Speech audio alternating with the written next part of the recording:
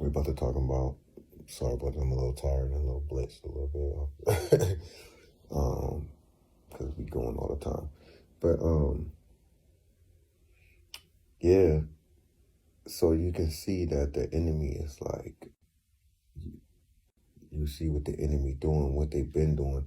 So like these videos, it's like crazy because it was like really like, man, it revved my spirit up and like, man, check these guys out. Like the Shriner parades and all that, all these dudes had on they tarbooshes and fezes and stuff, and so it's crazy how they right in front of you doing stuff, disrespecting you, and we wondering why, what's the cause, and we yelling and talking at the wrong people, and we doing the wrong things.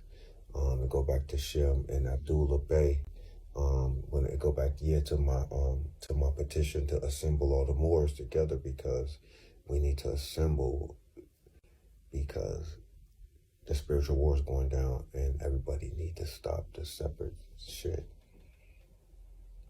We need to come together as a nation to activate all this stuff that we got going on for our Moorish empire. You feel me? The Moorish kingdom, the empire. It's up to us, but I'm gonna let you, so I'm real calm with this.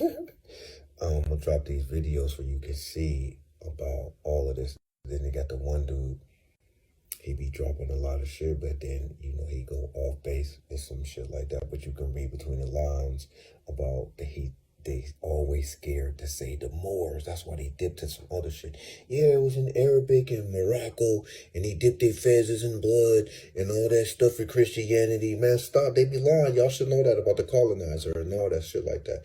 Hey, man, quit talking. They be talking jibber jabber bullshit. But you gotta read between the lines, all right? That's what we're gonna do. Try not to cuss and say something. Read between the lines. Check this video out. You're gonna get to know who I am, and you're gonna learn. We're gonna start donning our fans together, and we're gonna assemble.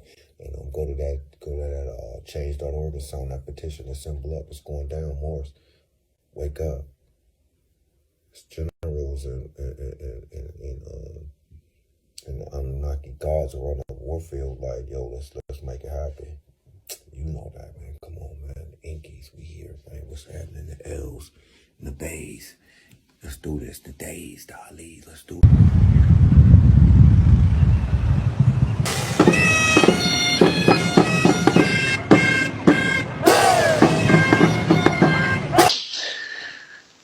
The other thing that I need to mention briefly is this fez thing.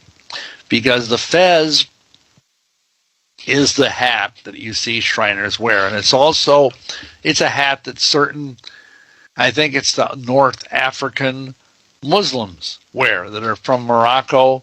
The city of Fez, for which this hat is named, I think is in Morocco, if I recall correctly. Now, here's the deal.